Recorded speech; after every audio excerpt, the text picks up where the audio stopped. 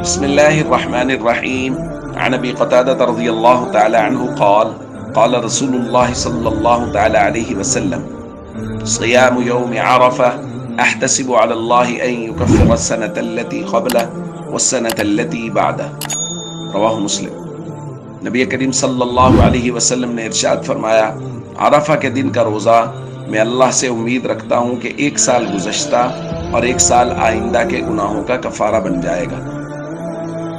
دوستو، عرفہ یعنی 9 ذی الحج کا دن یہ بڑا ہی عظمتوں اور فضیلتوں والا دن ہے، اور یہی دن ہے جس دن اللہ نے دین کو مکمل فرمایا، اور یہی دن ہے جس کے بارے میں نبی کریم صلی اللہ علیہ وسلم نے ارشاد فرمایا کہ عرفہ کے دن اللہ سب سے زیادہ بندوں کی بخشش فرماتا ہے، اور فرمایا ثم یباہی بہم الملائکہ، پھر اللہ بندوں کے ذریعے سے فرشتوں کے سامنے فخر فرماتا ہے، فیقول، اور کہتا ہے، ما اراد ہؤلاء، سوائے میری رضا کے اور مجھے خوش کرنے کے، یہ جو بندے دیوانہ وار 2 کپڑوں میں پھر رہے ہیں، یہ کیا چاہتے ہیں؟ میری رضا چاہتے ہیں، اور کوئی مقصد نہیں ہے۔ تو دوستو، عرفہ کے دن اللہ کی نظر میں بڑا ہی محبوب دن ہے، اسی وجہ سے تو کہا کہ ایک دن کا روزہ ایک سال گزشتہ اور ایک سال آئندہ کے گناہوں کا کفارہ بن جائے گا۔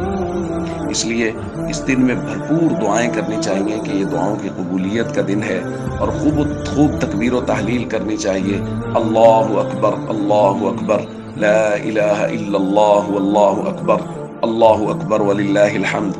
اپنی ضروریات کو اللہ کے سامنے رکھیں اور اس دن کو بالکل ضائع نہ کریں، مسلسل دعائیں مانگتے رہیں، رات کا قیام کریں، اور ممکن ہو سکے تو دن کا روزہ رکھیں تاکہ یہ گھڑیاں بہت قیمتی بن جائیں۔